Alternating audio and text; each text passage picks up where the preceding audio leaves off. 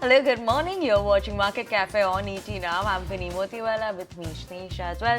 Snee, a very good morning. Happy Friday is what we are celebrating for the weekend, but markets, I don't think they will be celebrating that. We've seen a sharp fall coming in the global markets, and especially in terms of data points that are coming in from the US. It's not anything exciting, Absolutely, right? Vinny. So, like you summed it up, lots to watch out for, especially when it comes to the US markets. Because yesterday, remember when we were talking about the US markets, we had seen some sharp rally coming in. You had Nasdaq that was up 3%, and as of now, if you take a look at what these indices did yesterday and how they've closed, deeply under pressure is where all three of the benchmark indices of the US markets have closed. Let me take you through what they did yesterday. The Dow Jones 1.2% lower, almost a 500-point cut coming over there.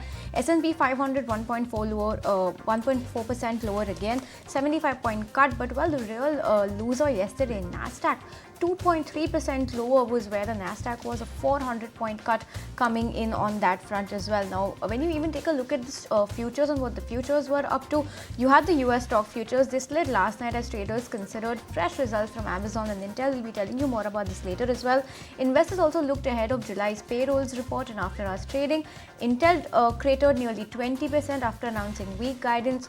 Amazon also slid 7%, and Apple shares inched higher after a top and bottom line beat in the fiscal third quarter. Now, in the regular session, the major averages fell, sharping growing fears of a potential recession. The blue chip Dow dropped nearly 500 points, like I told you. Lots of bad blood coming in fact, on US yesterday. The recent rally in small cap stocks. Remember, over the course of the week, we have been highlighting Russell 2000, which is the small cap index of the US markets, because some exuberance was being seen on that front, but now that may also come under threat as investors become more nervous on the broader economic outlook. So lots to watch about, in fact, and the Russell 2000 also lost 3% yesterday, posting its worst session since February. The three major averages are heading into Friday with weekly losses. For the week, S&P 500 off 0.2%, Dow is down 0.6%, and Nasdaq is toting at 0.9% decline, almost a 1% cut coming in for Nasdaq on a week-to-date basis. Even the small cap Russell 2000 hasn't been spared from the recent tumult, down about 3.3% for the week and on pace for its worst weekly performance since January. Now, Friday will bring a new set of data also, new catalysts for stocks coming in. You have July's non-farm payrolls coming in. Lots to watch out on that front as well. Factory orders will also be out this morning. On the earnings front, you have energy giant Chevron and ExxonMobil. They will be announcing their quarterly results on Friday before the US markets open. But well, that was the handover coming in from the US. Very, very weak handover coming in. Let's just focus, talk about what European markets have done. And red all across the screen once again, because DAX down 2.5%, FTSE down 1%, and Stock 600 also 1.2% cut coming in over there. And that you can actually even see from the Nifty implied open, because very weak global handover coming in, a 210-point cut. Remember, yesterday, first time above 25,000 at 25,100 was where the gift Nifty was at this time. As of now at 24,820, so well, lots of weakness being seen from the global handover, expected to spill over to our markets as well, Vinny. But that was on the equity front, Vinny, for the US and the European markets. Also take us through what crude and oil have done. Absolutely. Just I want to highlight something in terms of the equity front as well in the US markets. Now, what concern has been going around also for a while is, chip maker stocks. They have been a bit wary of, or something that we're seeing a fall coming in. And yesterday, US chip stocks also plummeted because, and one of the worst days that they saw coming in since 2020, after ARM Holding, which is a chip company, actually highlighted that there may be concerns in terms of overall the forecast that they gave, the worries in terms of spendings from AI computing companies like Microsoft, Amazon, Alphabet, Meta. That could be slower than one is expecting. So yes, the impact that could come in terms of the guidance that they've given as well, and that is why a bit of a worry there. But let's move on, and like you were saying, also talking about the commodity front. So whether you look at it in terms of gold or even crude oil prices.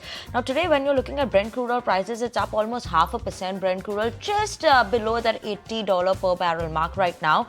But for the week, we may see that, Brent crude oil may close a bit lower as well, down almost 1% for the week as well.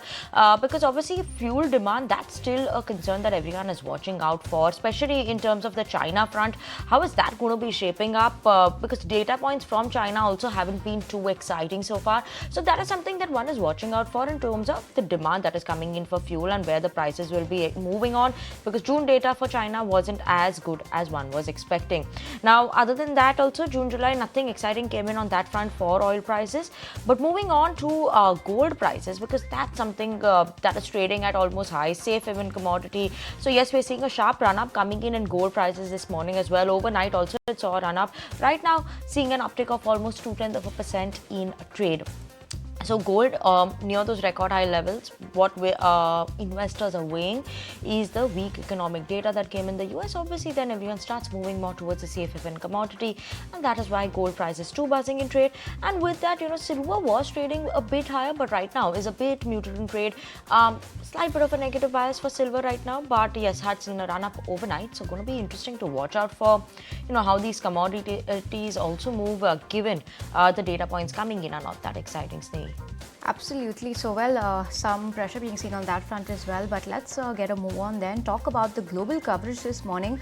Let's start by talking about the big news yesterday post markets, and just a day after the Fed chairman hinted at a September rate cut, the Bank of England went ahead and delivered its first rate cut in more than 4 years, taking the key interest rates to 5%. Policymakers ultimately voted 5-4 in favor of the reduction, with Governor Andrew Bailey saying that the committee would move ahead cautiously. The bank rate had been held at a 16-year high of 5.25% since August 2023. Bailey alluded to easing inflationary pressures that have led them to finally cut rates. Let's also go across and listen in to what Siddharth Sanyal of Bandhan Bank said about RBI's cues from the Fed and the Bank of England's rate decisions. Das here at home made his choices pretty clear. He clearly indicated in his case the domestic factors are far more important. Obviously, global factors do play a role, but domestic factors are far more important. Looking at the domestic factors, very clearly inflation has cooled off, though there has been a bit of an uptick in the last spring. I think we are on a comfortable trajectory there. I would not really still expect him to cut in this particular policy, and in fact in the next few policies also. But what I would definitely expect that RBI start infusing a slightly higher quantum of liquidity in the banking system. If you have seen over the last several months, there had been a bit of a crunch of liquidity off and on in the banking system. Several banks had to raise their deposit rates very significantly. I would expect the central bank to start infusing a larger quantum of liquidity in the market instead of thinking about tinkering the rates. Okay, that was about Bank of England, but let's move on. And Amazon, Sneha was mentioning how they reported their numbers as well. So weaker than expected numbers in terms of revenue for the second quarter, and they issued a disappointing forecast for the current period. Now, the company also issued a disappointing forecast, what one was watching out for. And Amazon forecast revenue in the current quarter is to be at between $154 billion to $158.5 billion, representing a growth of 8% to 11% over the year. Now, the shares of Amazon actually fell in trade and hit around a 6% fall that one saw coming in after traders. So keeping an eye out on Amazon. Well, let's keep it going with earnings then. Tech giant Apple has also reported a beat on their third quarter results with an overall revenue growth of 5%. Going forward, they expect revenue growth in a similar range, but not just that, the company also expects services to grow at about the same rate as the last 3 quarters. Their most important business remains the iPhone, which accounted for about 46% of the total sales. Okay, let's move on, and moving on to Intel, because that also reported its numbers, and when you're looking at it, Intel shares fell as much as 20% in the extended trading session after the chip maker said that it would lay off about 15% of its employee base as a part of a larger cost-cutting drive. The company also said that it will not pay its dividend in the fiscal of this fiscal of the fourth quarter, that they normally pay the dividend. That will not be happening. Will be lower for the full year capital expenditure by over 20% as well. So clearly a sharp fall that is coming in for Intel, and layoffs is what they have announced. Alright, that's a wrap on all the important global stories that we were covering for you. But on that note, we'll slip into a short break on this edition of Market Cafe. When we return, we'll take a look at the Asian markets. And well, just to give you a heads up, not looking good as well. So we'll take you through more details about how the Asian markets have opened up this morning, just on the other side of the break. So you stay tuned. Welcome back. You're watching Market Cafe on ET now, and it's time to take a look at what the Asian markets are doing, how they've opened up this Friday as well. So yes, obviously the August was beginning for the global markets in terms of US and Europe wasn't as exciting, and now even the Asian markets have seen a sharp fall coming in today. Looking at the Nikkei, it's down 4% as of now. So the Japanese stock exchange Nikkei has plunged. At one point of time, it was down as much as 5%, so slight bit of at least than 1% recovery from the day's lowest point when it opened up at around 7. But yes, second consecutive day of fall that we're seeing coming in for the Japanese stocks. Mainly, obviously, people are watching out for in terms of the central bank over there. What are they going to be doing? Even when you're looking at the topics, which is the benchmark indices for Japan as well, that has also seen a fall coming in. And this is because of the Japanese yen, and the movement in the currency is keeping a bit of a pressure in terms of the markets, the Japanese markets. The AI stocks, especially in Japan, also are the ones which are under pressure, and which is what is leading to the fall coming in for the Japanese markets. One of the Japanese stock for AI, which is SK Hynix Inc., is also fallen as much as 6%. So yes, that's causing a bit of a pressure, and clearly Japanese market is under pressure. Other than that, let's pull up Kospi. They're also not doing anything great, right? Down more than 2.5% in trade as of now. ASX 200 also down as much as 2% as of now. You're looking at it is ASX 200. So yes, what is happening is that clear fall that is coming in across the globe after the US markets in terms of the data point that came in there of weakness or a slowdown that we are seeing in terms of the move. That is what is causing a bit of a pressure, and that is why overall, whether you look at the Japanese market, the Korean market, that's the Kospi, all of them under pressure. Even Hang Seng, when you're looking at it, is not opened up anything exciting. Hang Seng also is trading in the red. Hang Seng as well as the Shanghai both opened up in the red. Hang Seng down almost 2%, Shanghai down 1/10%. So we'll be keeping an eye out on the Asian markets as well. As of for now, Nifty implied down 180 points, so 0.7% of downtick. Do not forget, yesterday we had touched those fresh record high levels. 25,000 was the Nifty, closed at the 25,000 level as well, recovered from the day's lowest point. But today doesn't seem to be a day that could be working out for the Indian markets as well. As of now, Nifty implied open down 0.7%. We'll keep an eye out on that, Sneha. Absolutely, something very crucial to keep a close eye out on, to get an indicator on how the market is going to open today. But well, talking about what lies ahead for you today in terms of the guests we have, at 8:40 we'll be joined by Ramesh Kalyanaraman, the Executive Director, Kalyan Jewellers. Good set of numbers coming in. We'll be talking about the growth outlook going ahead. Let's keep it going with earnings, because at 9 a.m. we'll be joined by Abhay Soy, the Chairman and MD at Max Healthcare, to also talk about the company's Q1 numbers and the outlook going ahead. At 9:20 we'll be joined by Harish Krishnan, this co-CIO and head equity at Aditya Birla Sun Life AMC. He'll be here to talk about what's he penciling in for the markets going ahead, where he's seeing value, what's looking good to him. We'll get sector specific with him as well. So watch out for this interesting chat. At 9:30, we'll be joined by Ashish Bhandari, MD and CEO Thermax Group, an inline set of numbers coming this time around. So we'll be chatting about what lies ahead for the company. Let's talk about July auto sales, because we had numbers coming in yesterday. At 9:40, we'll be joined by Bharat Madan, the whole-time director and CFO at Escorts Kubota. Remember, Escorts the only company from the auto pack that has managed to beat the street expectations. So we'll be talking about the outlook going ahead as well. At 9:50, we'll be joined by Gaurav Pandey, MD and CEO at Godrej Properties. Very strong pre-sales numbers coming in. So we'll be chatting with the management about what the guidance looks like ahead for FY25. At 10 o'clock, Saurabh Mashrowala, CFO of Torrent Power, will be joining us yet again to talk about the company's earnings. And let's keep it going with earnings, because at 10:10 we'll be joined by the MD at AkzoNobel India, who's Rajiv Rajgopal, to talk about what Q1 shaped up to be like, what's he expecting for the rest of the year to look like as well. Lastly, let's also talk about earnings. At 10:20 we'll be joined by Sandeep Garg, the Managing Director at Wellspun Enterprises. Numbers came out yesterday, so the chat will be focused on the growth outlook that lies ahead for the company. What's the company expecting the remaining of FY25 to look like? Lots of managements to talk with, lots of market guests also joining us. Very interesting conversations lined up, so you stay tuned to ET Now today. Absolutely, an interesting day that will be coming out with so many earnings, and where the market is headed is something that one is watching out for. Hi there, welcome back. Still watching Market Cafe on ET Now. Thanks so much for staying tuned. Let's talk about some earnings fine print coming then. And Tata Motors is the one to talk about. Numbers came out yesterday. Profit rose to 5,692 crores versus 3,301 crores the same time last year. The company also said that the demerger of Tata Motors into two separate listed companies is expected to conclude in the next 12 to 15 months. Shrishti is here to break down the numbers for us. Shrishti, hi, what are the numbers looking like?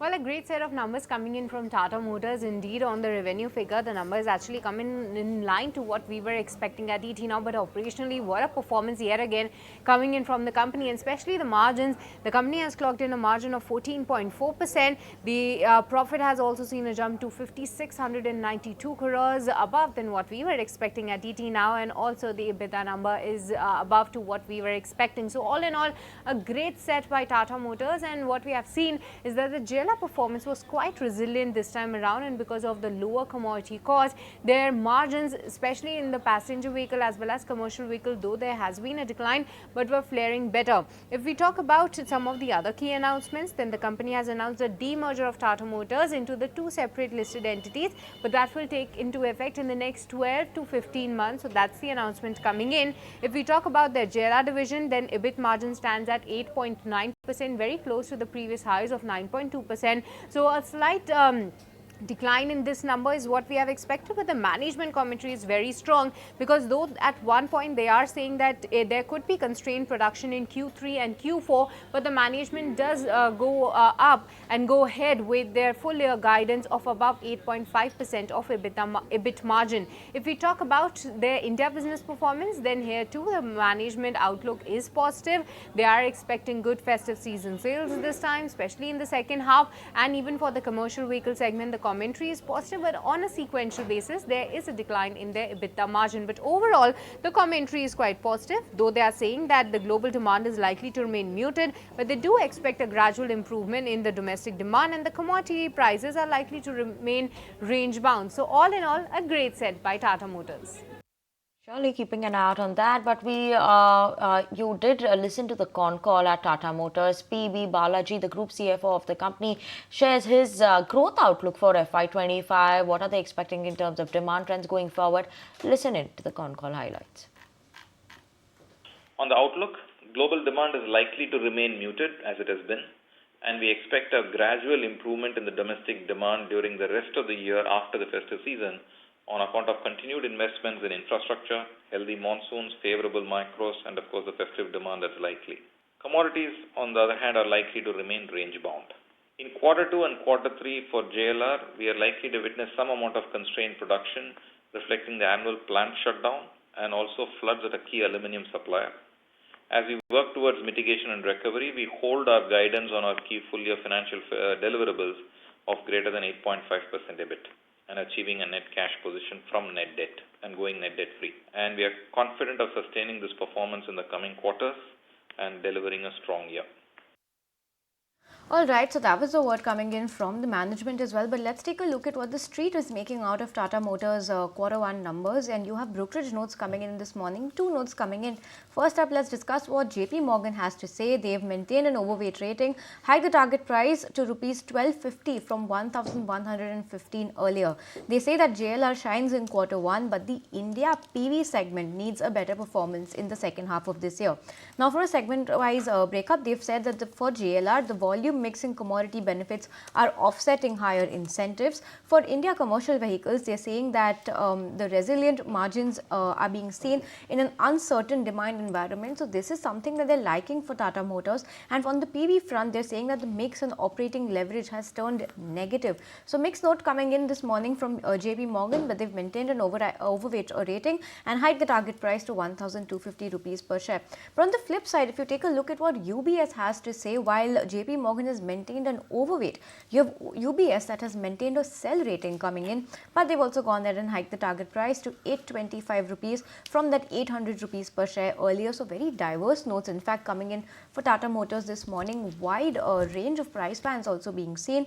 They've maintained a sell UBS. They're saying that for GLR, the EBIT is positive, but the order book is looking negative as of now. And for India business, they're saying that the CV margin and outlook is looking strong, but the PV margins, they continue to disappoint, and that is something that UBS is not liking for Tata Motors. So they've maintained a sell rating and target price has been hiked to 825 rupees per share. Okay, let's move on and then talk about another earnings candidate that we'll watch out for, Zomato. Yesterday it came during market hours at around 3 p.m. We saw the stock run up as much as 3 to 4% in trade. But today we do have the brokerages that have come out, and what we are seeing in terms of brokerages, Bernstein, they're maintaining the outperform rating, hiked the target price to 275 rupees per share from previous 230 rupees per share. They believe that, the Zomato actually remains among their top picks. Zomato has delivered a robust quarter, and that has beat even Bernstein's estimates. The company is planning to prioritize growth. That's what they mentioned in their con call, and that's a key highlight that Bernstein is also putting out. And they see Zomato as a core internet holding company, which will they expect to do well. So yes, among the top picks for Bernstein over there. UBS too maintaining its buy rating, target price of 260 rupees per share. We're seeing that the guidance of 40% YOY growth in adjusted revenue for the next couple of years. Food delivery GOV over the next 5 years should be broadly be able to grow at the same rate what we saw in the last 4 years. That's from FY25 to FY20 to FY24 at around 30% is what even UBS is highlighting. So they continue to be positive on this one. And lastly, we have Macquarie, which continues to maintain its underperformed rating. The target price has not changed for Macquarie. It's just at 100 rupees per share. They said that the good growth but softer margin is what something they're watching out for. Contribution margin for food delivery and quick commerce is something that missed the estimates for Macquarie, and that is why they are keeping an eye out on the break even for the quick commerce side of the business. So yes, something that they're watching out for. But listen into what the management had to say in their con call, especially coming in terms of the GOV growth. What is it they are seeing in terms of the margins? Listen in. We think that GOV growth of 20% plus we should be able to continue in the near term also. So to that extent, there might be, currently we're trending at 27-28% year on year growth. So that might fall a little, but by and large, don't see any specific concern on the demand side at this point, at least in our business. Okay, let's move on and talk about ITC. A lot of FMCG numbers yesterday came out. So yes, I'm going to be taking a bit more time to talk about them because ITC reported its numbers. Not much of an excitement, right? In line with what ET now was also expecting. And yes, that's the word even coming in from brokerages this morning. Overall cigarette volume growth around, one could say, is at around 2 to 3% that we are watching out for. One positive surprise that came in on the agri business, which was under pressure. Cigarette volumes 2 to 3%, revenues in line, margins and profits a slight bit of a miss that we're seeing. So that is the key highlight for ITC. Obviously, paperboard business that continues to be under pressure because of impacted by the international markets, China supplies. That's something that is impacting ITC. Now, brokerages, JP Morgan continues to maintain its overweight rating, given a target price of 535 rupees per share. They said its steady cigarette performance came in, revenue growth was steady, our raw material inflation, that's something that dragged the margins for cigarette. But yes, that's what one was expecting in the terms of the expectation there as well. So mixed trends for other FMCG business, non-FMCG business like hotels, that did fine. Paperboard continued to be muted, so they maintained their overweight rating. Jeffries maintaining their rating as well, 585 is the target price, and they said stable taxation is something that's providing the visibility in terms of the momentum for the next few quarters. But other segments that reported a disappointing revenue as well as margins, tough macro environment, that is something that they're watching out for. So keep an eye out on ITC today. Could see a bit of a muted show coming in, and in the last post that rally after we saw the budget as well, because there was no increase in terms of taxes. So yes, keeping an eye out on ITC on where it is headed. Let's move on now to Dabur then. Dabur also reported its numbers. They said it reported a steady quarter, this time in terms of a performance that came in from the company. Volume growth was in line with what one was expecting as well. Back to 5% after a very long time that we're seeing almost 2 years that the volume growth has come back to that 5% mark. Rural recovery, surely that's coming back. Rural is outpacing the terms in terms of urban growth, and this result came during market hours, so keeping an eye out on that one. They're doing well in the toothpaste business as well. Spices also, they're gaining market share, so yes, keeping an eye out on all of this in trade as well. Decent number coming in from Dabur. We did see the stock move in terms of yesterday's trade as well, but keeping an eye out on today also in terms of Dabur's trade. All right, so well, that's the sum up of the important FMCG earnings that we had to cover that came yesterday, and who better than Vinny to take us through all of that. But let's step away from earnings for a bit. Let's talk about Maharashtra's cabinet subcommittee on industry that approved 7 mega projects worth more than 81,000 crore, boosting the state's industrial sector. The projects include lithium battery production, electric vehicles, semiconductor chips, and fruit pulp production, generating 20,000 direct jobs. Key projects include JSW Energy's lithium battery plant in Nagpur, JSW Green's Mobility's electric vehicle unit in Chhatrapati Sambhajinagar, and Hindustan Coca-Cola's fruit pulp production in Ratnagiri. These projects will focus on high-tech sectors and renewable energy, with investments spread across Konkan, Marathwada, and the Vidarbha regions. Remember, this move comes as the Maharashtra gears up for state polls later this year as well. But let's shift focus, talk about GST collections. The government's gross GST collections for the month of July have come in at 1.82 lakh crore rupees, which is up 10.3% on a month-on-month basis.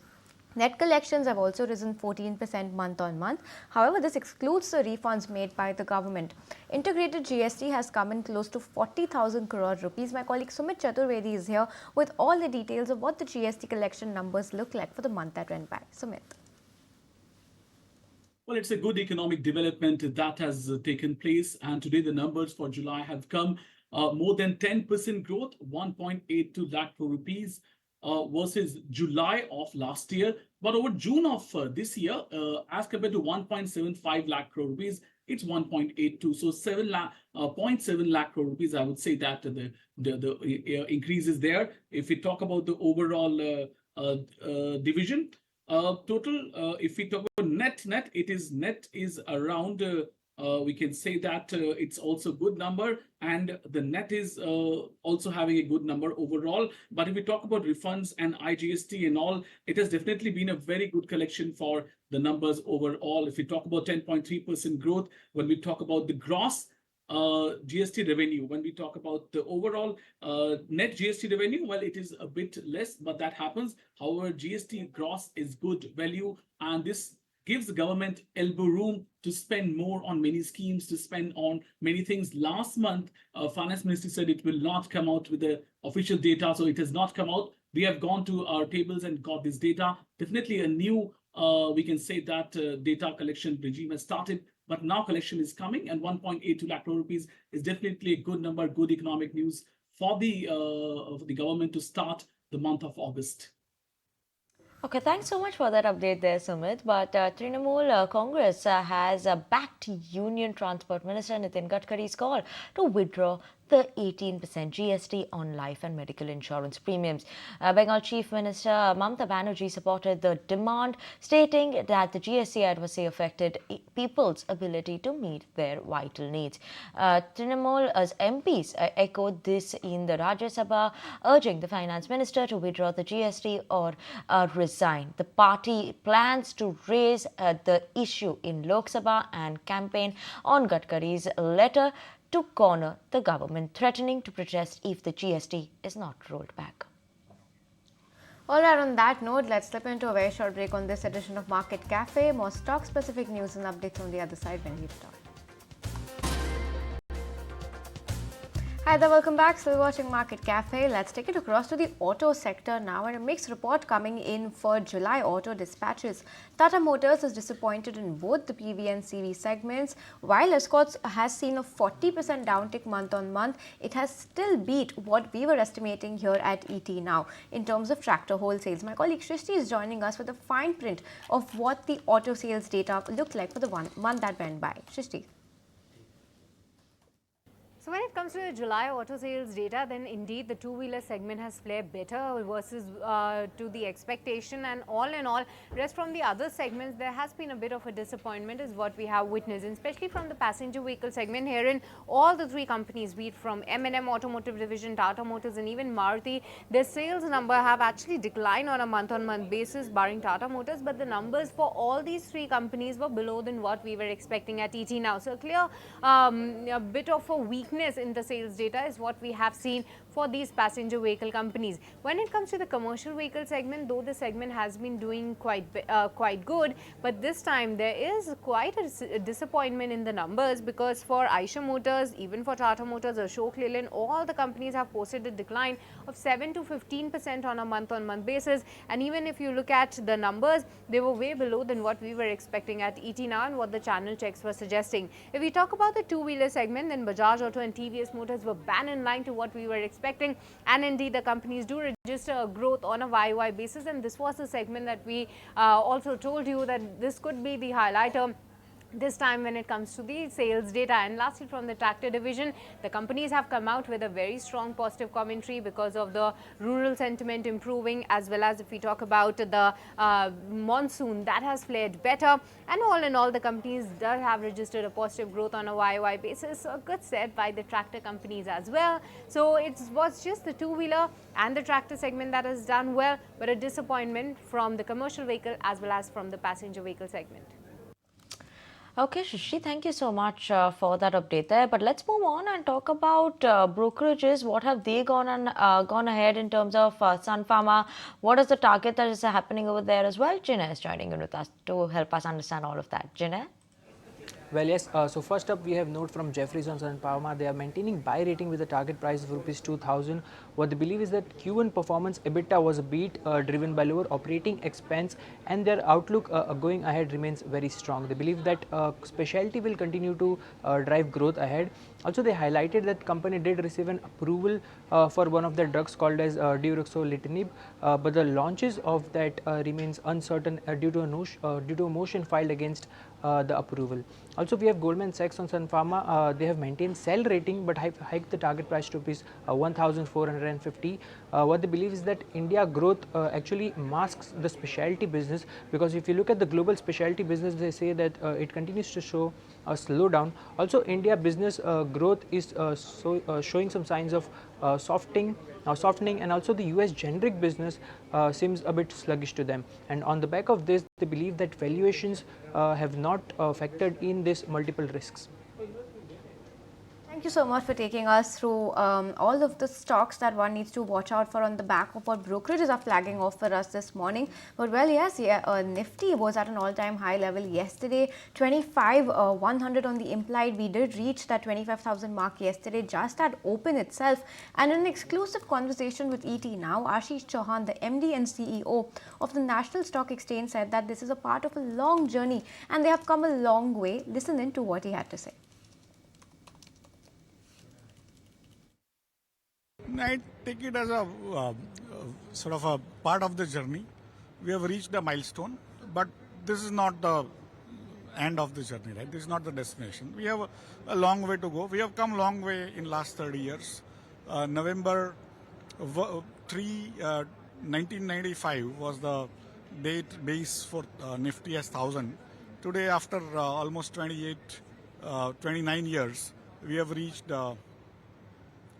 25,000, and that shows that India has been one of the fastest growing but better corporate governed economy in the world. And what is the exuberance today is also showing you people's confidence of the Indian investors but also foreign investors on India's future and Indian companies' future, and that's more heartening that people are expecting Indian companies to do better going forward. Of course. And sir, what is the future in this? Which sectors do you see will grow the most in the upcoming future? No, there are literally Indian market is growing in literally every direction, from high-tech manufacturing to the services to pharmaceuticals to power. Every area, when a country grows at a pace of 7 to 7.5, 8.5 kind of percentage, which India has been growing, naturally it will require natural resources, consumer durables, consumer non-durables. So everywhere you can see the growth going forward. Okay, surely keeping an eye out on those updates there. That was the Ashish Chauhan talking there. But let's move on and talk about the latest update that's happening in terms of the country, and the death toll nears 300 in Kerala's Wayanad.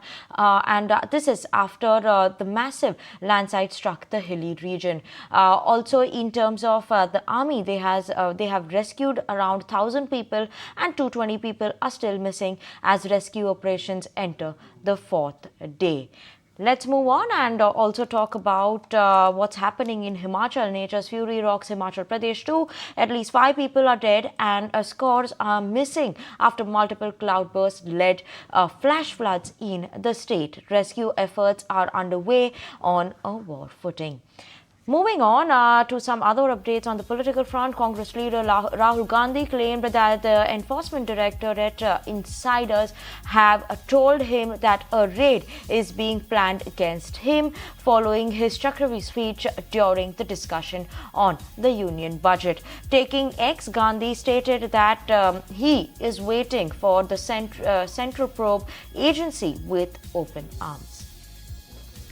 Well, let's zoom out a little bit, take it across to what important global news is trickling in. US and Russia have completed their biggest prisoner swap in the post-Soviet history, with Moscow releasing journalist Evan Gershkovich and fellow American Paul Whelan, along with dissidents including Vladimir Kara-Murza, in a multinational deal that set 24 people free. The Biden administration has now brought home more than 70 Americans detained in other countries.